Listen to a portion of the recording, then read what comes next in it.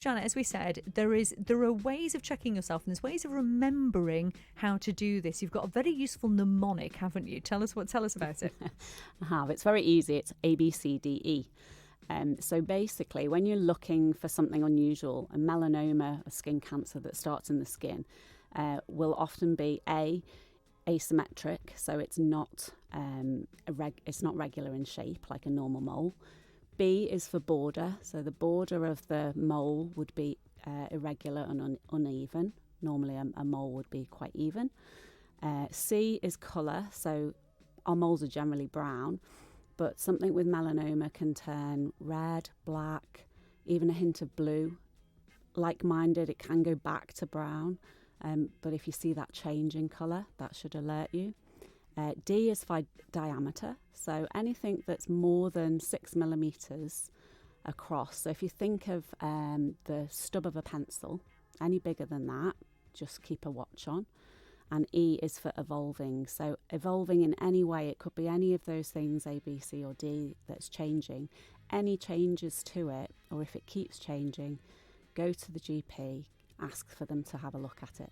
And another thing that is recommended, Ged, is to sort of keep an eye on your loved ones as well, because actually you might see things that they don't see.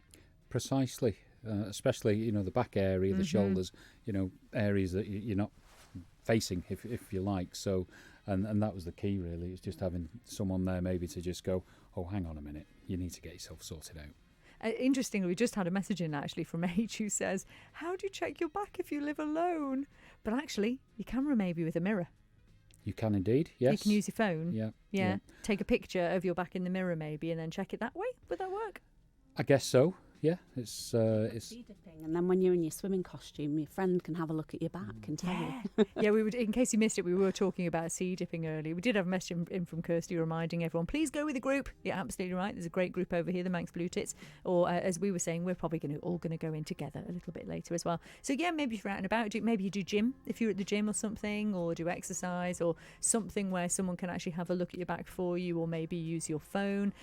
Because the thing is, Jed, it's super important, isn't it, to catch these things early. And the thing is, with these, your physical condition could be normal.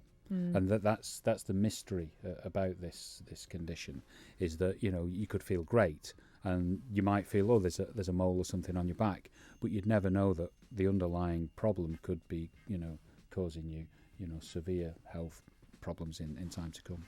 And with regards to if something is found and it's caught and you are going to go through a sort of treatment process as such, I mean, Janet, what advice would you have for someone who's just starting out on this journey? I think, capture it as soon as possible, get to your hospital appointment, get it checked out as soon as possible. I personally wouldn't suggest going off Googling things, because you can terrify yourself with information online. Listen to the professionals, they'll give you good information. I got a book that was from the Macmillan nurses charity that had spelt out very clearly what to expect, how it could develop, how to sort of look after yourself long term, stuff that was really helpful. And also, I think another thing that's probably worth remembering is it's actually a really good idea, isn't it, to wear really strong sun cream all year round, especially kind of on exposed areas, isn't it, Jed, like your face and everything? Certainly, and the usual thing, hats and arms covered up, and when the sun is hot, and just stay out of it, because we're all vulnerable. And for me, I've lived a life of being bomb-proof outdoors, and then this happened, and it really did pull the rug. Yeah, so it's worth being aware of. And as we mentioned, there is this new group that has been set up. Janet, how can people find out more about this group if they want to? So we have a Facebook group, which is IOM Skin Cancer Support. There's also an email address if people want to email us, skincancersupport@gov.im, and we can give information. The great thing about the group is it's not just people that have experienced skin cancer firsthand.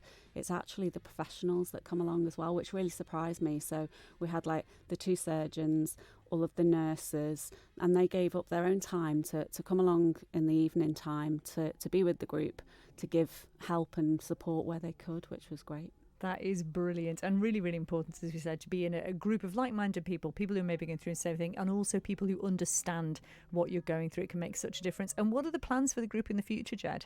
We'll have another meeting. It's coordinating that. I think through the Facebook group and email, it's just bringing people together. Not everyone's got access to electronic messaging and so forth. So it's finding a venue that works for everyone, middle of the island, and then we can just have another get-together, say, before the end of the year.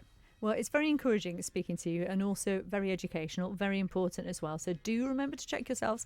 Thank you so much for being with us, Janet and Ged, and all the very, very best Can I with just your... add one thing? You can, absolutely. We're looking at sort of doing a campaign next year, because May is Melanoma Month. And that's the time of year that lots of us Manxies tend to get sunburned, because it's the first time we expose your skin after the winter. And if anybody wants to help us in that campaign, either sponsorship or get involved with us, please drop us an email. Excellent. And the email is skincancersupport@gov.im.